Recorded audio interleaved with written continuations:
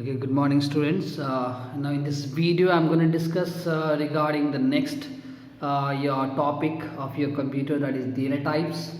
Okay, like about tokens we have already finished in the previous videos. Now today we'll discuss about data type. Okay, what does a data type mean? First of all, data type means what? Your data type is the type of denote the type of value a variable stores. So the broadly we define data type as what? It denotes the type of value a variable stores. What type of value a variable will be storing, that is what data type denotes. Like if I write an example, sorry, we took two examples now, int a and double b. Now a is a variable, whereas int and double which you see, they are your data types. Clear?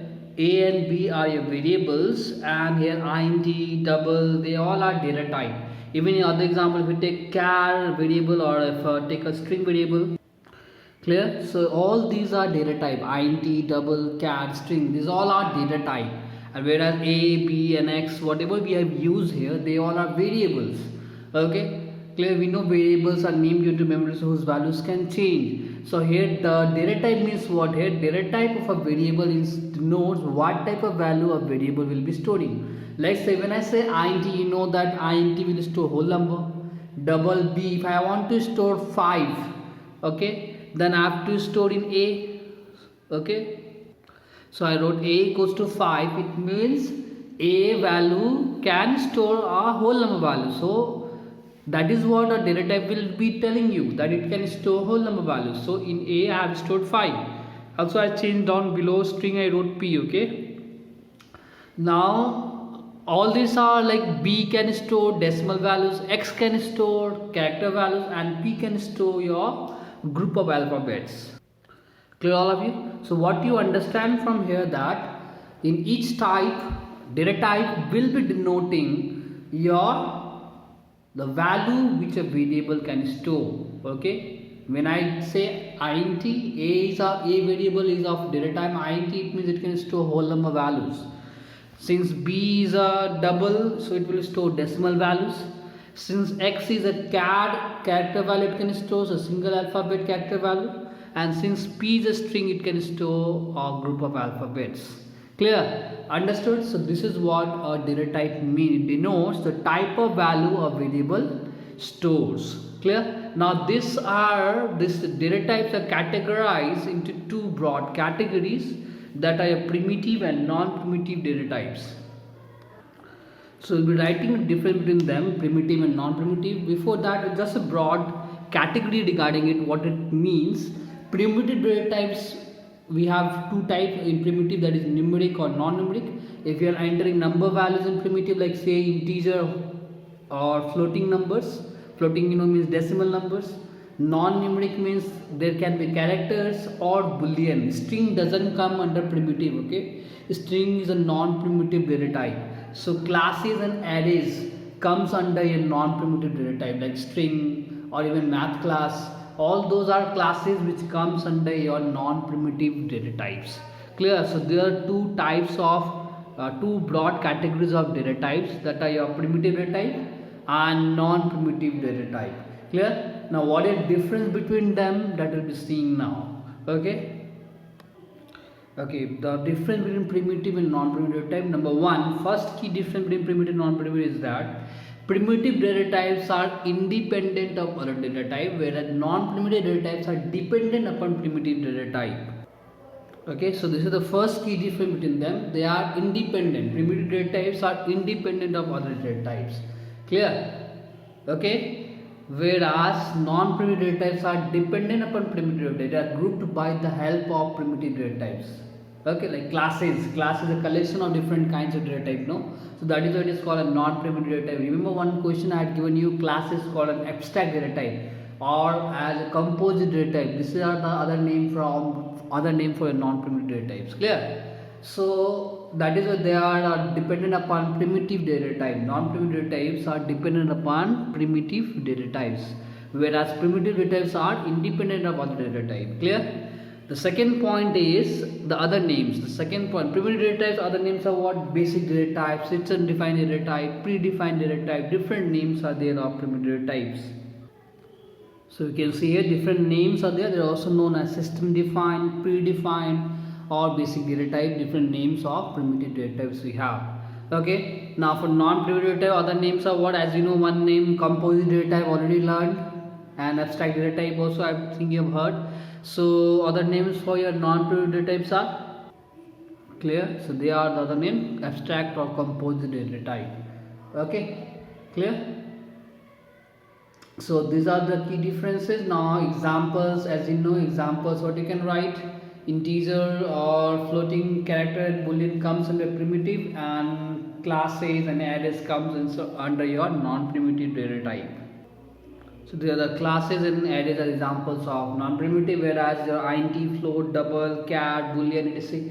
all the examples of primitive data types. Okay, so these are the basic difference between primitive and non-primitive data types. Clear all of you? Okay, understood. Now about a primitive data types, will be coming to that topic, primitive data types, and broadly understanding this topic, primitive data types, further. Okay. So in the primitive data type, now first we have to discuss about integer type, then we'll discuss floating numbers, floating type, then character type and boolean type. These four categories we have to learn. The data type, what, how many types of data type we have inside the primitive data type, okay, in each category. Clear? Understood? And their memory size, how much they occupy, that we have to see. Clear? Now one by one we'll see. So under your primitive data type, the first one is an integer, you can see. So we integer type, what does it mean? Already you have discussed this one. Integer type means what? They are whole number values. So they will be used for storing whole number values. So we use for whole number values, for example 0, 1, -3, 5, etc. These all are integer type where we have used for whole number values, positive or negative. Now inside this integer type there are total 4 type of data type. Basically we use int, but there are few more. So if we are using integer type, we use int, and you know the basically the int have 4 bytes of memory space it occupies in your computer memory. Okay, now like if I take an example, int a equals 10, it means what? In a memory space 4 byte it will occupy and store 10 inside that, and the name of the memory location will be A. Clear? Understood? The name of the memory location is made in the computer memory A, and it will occupy 4 byte. Why 4 byte? Because since we took int and it has stored 10 in that memory location. Clear? Understood? So this is what int data type do. It occupies 4 byte of memory. Now it doesn't mean only int we have. Furthermore, we have the bigger brother of int is long, which occupy 8 byte. The smaller brother of int is short, so it occupies half of the int, that is 2 bytes, and the smaller than short is bytes, that is occupying 1 byte. Clear all of you? So this is what are different integer types: long, int, short and byte, and we use int most of the time for your integer data type. Okay, clear? Understood or not? So for whole number we will use int, but bigger than that we have long and all. Long, then we have int, smaller we have short, then we have byte. The smallest one is byte. Clear? Now we know 1 byte is of 8 bits. So we know how many bits it will occupy. Byte will be occupying 8 bits. Short will be occupying how much? 8 to the 16 bits. Int will be occupying 32 bits, and long will be occupying 64 bits. Clear all of you? So these things you have to remember regarding your integer type, okay, which is using your whole number value, storing whole number values. Okay, so there are 4 examples of integer data type, and we basically use int for integer type. Clear? The next one we have after integer, what? Floating numbers. So for floating type, we know they used to store your decimal values, positive or negative. Okay, now floating type, there are 2 basically. First one is float, which occupies of 4 byte of memory. Okay, and your bigger brother of float is double. Okay, So it occupies 4 bytes and 8 bytes. Now we know in bits it will be how much? It will be your 4, 32 and 64 bits. And one more thing, your float is used for small range of values, whereas double is used for a wide range of values. Okay, they all are used for floating type. Okay, and as well as when we see the examples, basically we get sometimes if you see f at the last for float, and if a decimal values, for example, so if you write precisely, we write in, if we want, we write a 3.4d or 3.4d, it means it is a decimal value. And if I write 3.6f, 3.672 small f, they are float values. Okay, so this is how your decimal values are denoted. Okay, clear? Understood? And by default or commonly we use is double for floating type. Okay, double data type we used basically for your floating types. Clear? Next one is character type. So for character we have, we use for single character value char, that is 2 byte, occupying 2 bytes, and in bits if we take it as 16 bits. Okay, character type, we know single alphabet values, example. Clear? So this comes on your primitive data type, the character type. Okay, then the last one is on the primitive data type, that is boolean type. So boolean type we know is for true and false values and your examples are true and false boolean data type, as well as it occupies 1 byte of memory, and that is your 8 bits. Okay, so there are different kinds of primitive data types, okay, which we have the categories and the different kinds.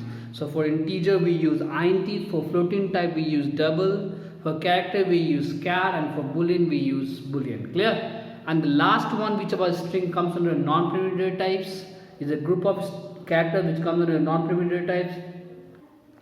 So for string type, you know, it comes under a non-primitive. For that it is used for group of characters, and string will use, and it is occupying more than 2 bytes. One character we know occupy 1 byte, so string will be occupying more than 2 bytes. Clear? So these are the different kinds of data types we have. Clear? Understood? Okay, now one more thing, we have to write the default values, okay, that you will find out and you write of your own from your net or from your book. You will find out and write it down. Clear? The default values of each of the data types. Okay, understood? I'll give a photo of it, okay, that you will do of you copy it down. Okay, thank you, see you in the next video.